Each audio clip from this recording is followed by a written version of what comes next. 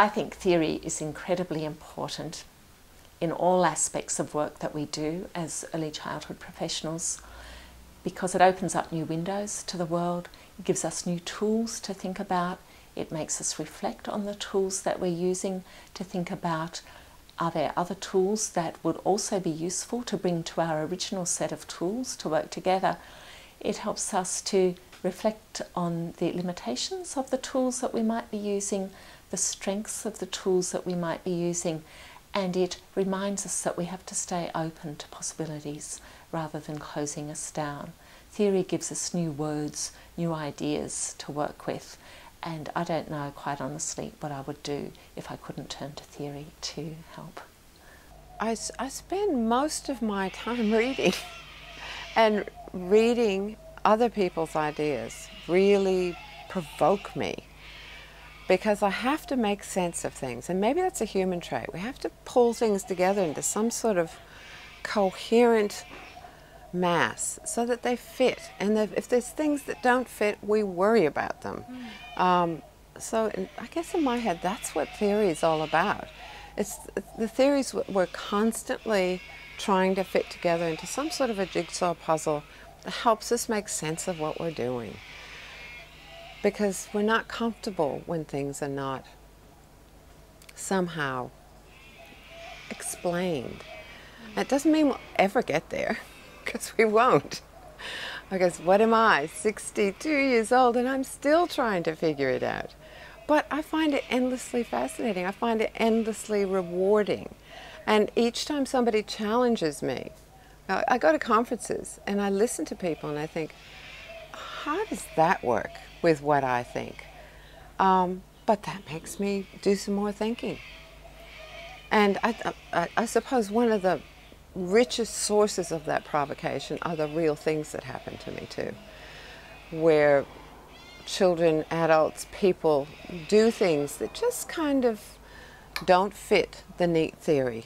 Because let's face it, theories are somewhat neat. There's somebody's idea of how everything fits together, but of course there's always an exception, and when you see that exception, that's your point of departure. That's where you can start thinking a bit more deeply about something.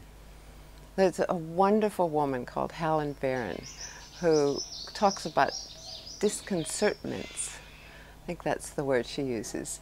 And they're the moments when you see something happening that doesn't fit, and you're disconcerted, and there's no way you can make sense of it, and you're stuck. And there's nothing better than being stuck in terms of giving you a starting point for reflection and analyzing and discussing and probably, dreaming about. I think we all as educators do that. We find ourselves waking up in the middle of the night worrying about something important, because it just doesn't fit and you're trying to make sense of it. Well, that's the way I see it. Theorists that we've heard about or read about, but in the end, we make up our own minds about our theorists. Who we like, who we don't like, who we disagree with, who we agree with. And I think we take words or ideas or thoughts from different ones. And sometimes we mesh it together and we come up with our own ideas. And I think that's the beauty about having theorists and books and knowledge, that we can learn from each other. And it's really important that we mix and mingle and share, and don't be afraid to do that, to meet people of different cultures, different backgrounds. And I must admit, working in the early childhood field, working with children from all races, all around the world, was a blessing for me, and for me to learn. And we can learn from children.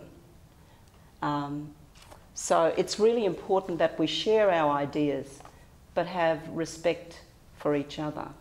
A good metaphor that I use for thinking about my worldview draws on something that a lot of early childhood educators are familiar with, and that's the pop-up book. So how I use that to explain my ways of seeing the world is how a pop-up book works, for instance, is there's a picture and then you have little doors or windows that you can open, and underneath that changes the picture because you see another picture underneath. And for me, that's a modernist way of seeing the world, that you, for instance, how that translates into a classroom, you observe children doing what they're doing, and then if you draw on psychological theories or developmental theories, that's like lifting up the flap and you see what's underneath, and the teacher decides that that's the interpretation that they'll work with. That doesn't suit my way of seeing the world. What I probably would describe my way of seeing the world as is drawing on post-structuralist theory rather than modernist theory.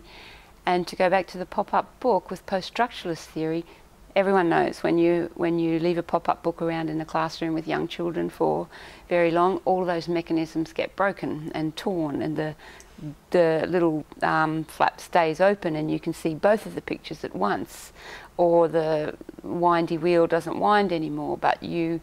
So it doesn't mean to say that nobody likes the book anymore, but you look at the pictures and you can see how the mechanisms are working. And for me, that's a post-structuralist view. So for instance, in my classroom, I used to think that I was the one who knew best what children were doing, or I understood what they really meant when they said something.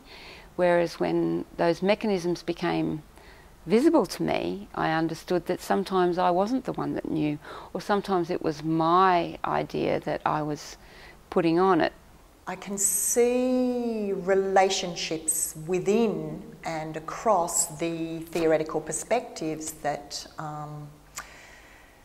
practitioners are asked to engage with.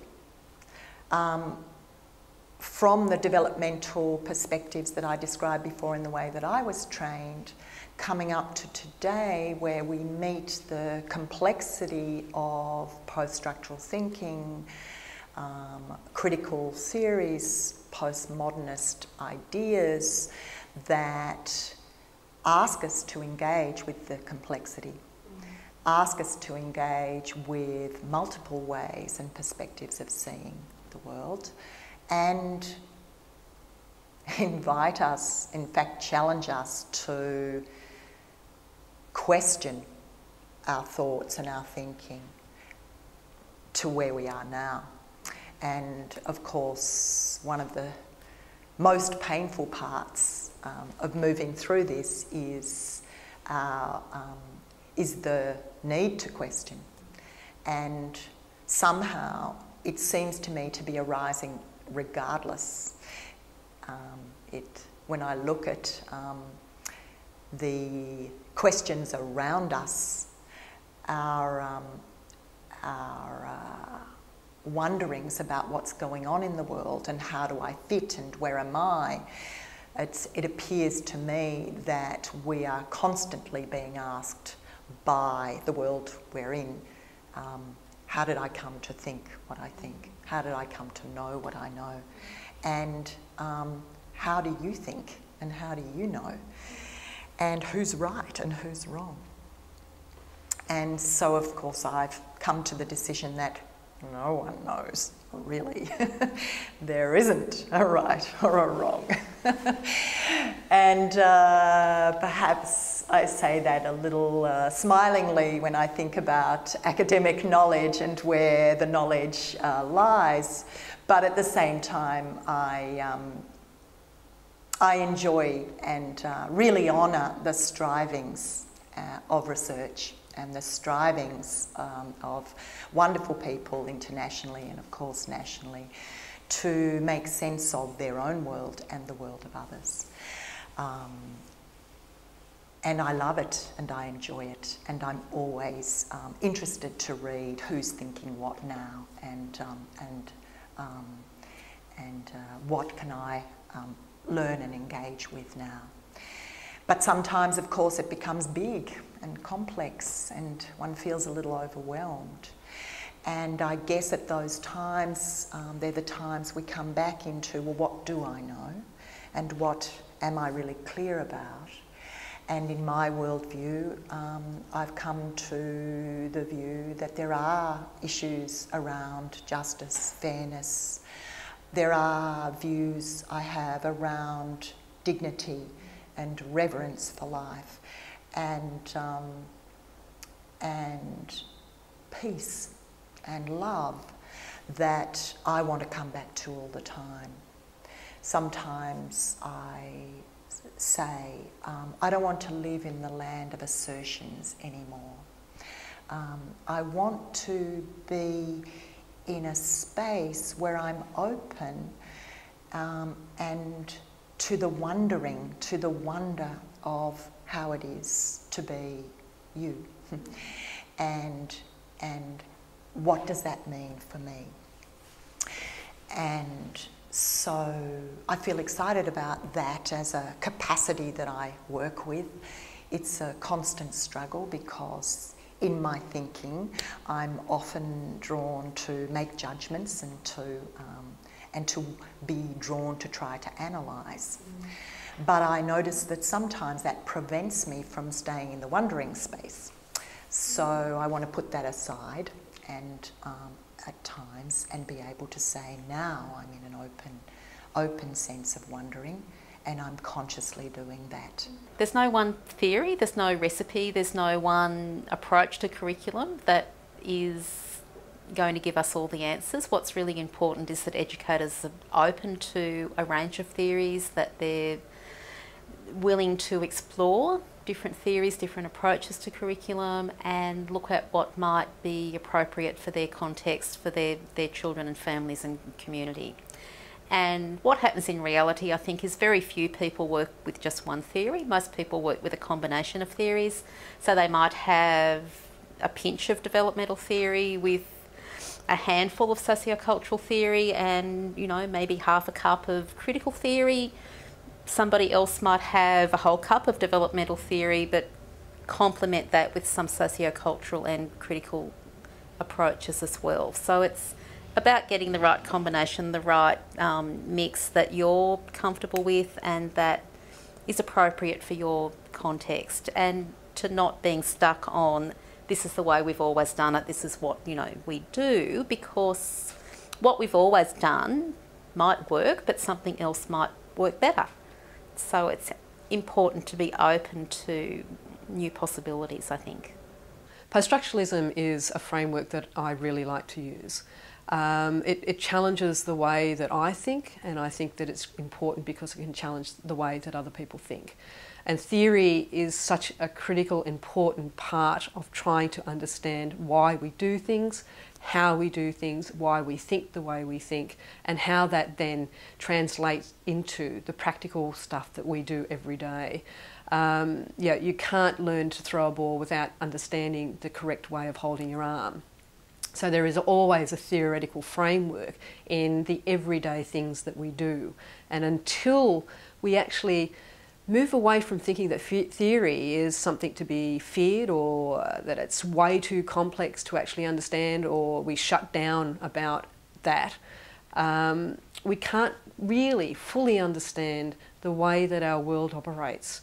And yeah, post-structuralism is a really important framework to allow us to look at the contradictions and the very diversity and the difference that actually is existing in the world, the different ways we think about the world and the different ways that we practice in the world, and understanding why we practice in that way. One of the worries that I have about how people can misuse theory, I think, okay, let me just talk about first why I think theories are really helpful. I think that we need to be able to critically analyse and reflect on ways in which our own thinking has been colonised by all the various messages, and they can be taught messages or they can be just internalised readings that we have taken on the world based on the body languages that we're getting when we do certain things. Okay, so we have been shaped into a set of you know, what's okay and what's not okay, and it's very limiting. So I think we have to actually decolonise our thinking, and we have to decolonise all those messages which include for example, as a Pākehā person, as a white person, I have received all my life a whole lot of messages which is embedded very much in who I am about, you know, that I, as a Pākehā person, respond to people who are different in certain ways, and usually quite even almost now reflexively, I will make a racist assumption. And so one of the theoretical tools for me is to look at decolonisation, to look at anti-racism thinking, to try and understand how that coloniser mindset is a part of how I've been shaped, and to work consciously really to try and disembed that and put that to one side, but also to remind myself that as a person, my wairua is part of every person, and we're all, you know, so therefore I don't want to operate from a position of the baggages. I want to operate from a position of being really responsive to that person's heart, from my heart. That is an important place to be coming from. It's about the empathy that I have for myself and who I am in a situation, as well as for that enables me to have the connection with others. And I was just, you know, my thinking was that around theories was that, you know, there are theorists that I love, that I'm passionate about, and quite often those theories are speaking to me because they connect with my thinking, they affirm, and sometimes you have to kind of move to some challenging theories. So, you know, you have that kind of love period with theorists, and then you still hold them close, and then you're able to, you know, look at another perspective. But coming back to what you're saying, Jen, I found that, like, in my, you know, interconnectedness and my openness, you know, I had a realisation one day, Miriam, that, you know, my interconnectedness connects me to everyone, whereas I kind of staying located in my own Māori world, that my connectedness meant everything that was Māori, but actually the world's everyone's, and it's everyone. So that was quite a powerful shift in my thinking in more recent times, to actually see interconnectedness as all, which was a shift. So currently the EYLF sets out a very important set of ideas for early childhood educators. I mean, there are a number of theoretical perspectives set out there, but again, I think we have to look across those theories and draw out what is best in terms of our own practice and what fits with our own values and norms. So child development theory has not had a good press in early childhood education for a number of years, and I think the pendulum has swung too far against using some child development knowledge, particularly its current directions. I probably could be characterized as a early childhood educator and researcher who uses what we call critical perspectives broadly regarding what might be considered good for young children or for children as human beings. I got to that perspective by beginning as a classroom teacher. And as I taught as a classroom teacher, I first was very concerned that we were not responding to children's individuality, which is a very common concern that we, I think, have in the U.S. and what gets labeled as the West more broadly. And that caused me to look actually years ago at Piagetian developmental psychology. And so I actually began focusing on that because at that time it seemed to be something that, that at least allowed me to say children function at different rates and look at the world differently and that kind of thing.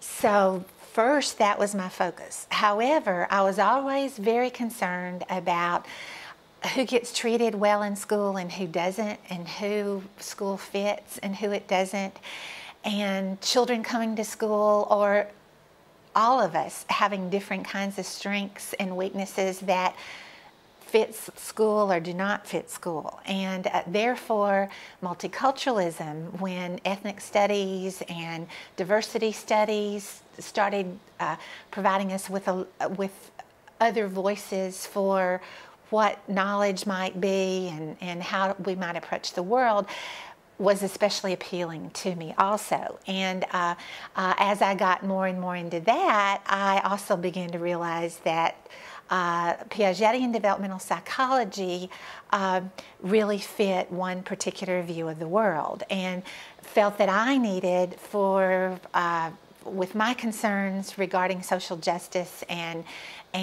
wanting to really provide the best opportunities for all children that I could, that I really needed to look at views of the world from different locations and different perspectives.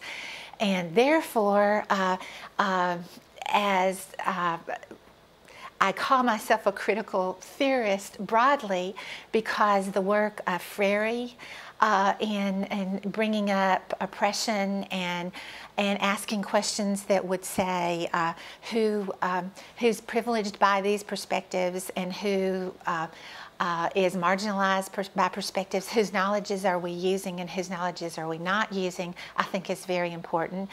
Also, though, feminisms, and feminism from, yes, some white women write a range of feminist perspectives, but also women of color that bring in issues that there have been particular people that have dominated in all kinds of different situations, and some of those, yes, some of it has to do with gender, but it has to do with race, and it has to do with socioeconomic level, and so there are a range of ways of looking at the world, but ways of interpreting the world, some of which are privileged and some are not, and that in itself influences how schooling impacts particular groups of children and others, because we literally create others from choosing to do certain things in school that fit one group of children and do not fit the strengths that others bring to school with us. So feminisms have influenced me. Critical perspectives, as I mentioned, Freire, but also post-structural, what we call post-structural critical perspectives. Some of that work is done by people was originally done by people like Foucault and others that bring up issues of what we think are truths are really what's embedded within the particular cultural backgrounds that we come from, and that's fine, but it's not really appropriate to impose that on other people, and because and I don't like hearing myself use the term "other" a lot, so I'm bothered by sitting here talking and hearing that as the way I bring up the term. But there's so many different possibilities for knowledges, for strengths about how to live in the world, for ways that people can function and survive and be happy and live with each other, that I get very concerned when we just impose particular views in schooling on everyone, as if everyone should take up one set of views. So there are these range of critical perspectives. Another kind of area that I end up using is what gets labeled post-colonial theory, or sometimes subaltern studies. And that's where folks have written about the history of colonialism that actually has gone around the world, that yes, physically imposed power, even to harm and kill other people by one group over another. But more recently, what we really do that's colonialist is trying to impose one way of thinking about the world. Therefore, when we say we must teach in certain ways and teach certain knowledges, that in itself becomes an act of colonialism, because it says we know how to tell everyone else what they're supposed to think about and what they're supposed to how they're supposed to think, and the knowledges that they're supposed to know, and that kind of thing. So since I was always concerned about, we're imposing this particular thing, whatever our particular view is, on individual children, and while I would originally say I thought developmental perspectives helped me not do that, I found that's not the case. When I really look at colonialist perspectives and understanding colonialism and what must we do in thinking about not being colonialist, which sometimes gets labeled post-colonial, we really need to look at opening the door for all kinds of ways of looking at the world and not being colonialist about imposing things in school, imposing ways of looking at the world and functioning in school and so forth. So it's hard for me to say there's one way, or I even have one theorist, but I can broadly say what I think is best for children in school is for us to say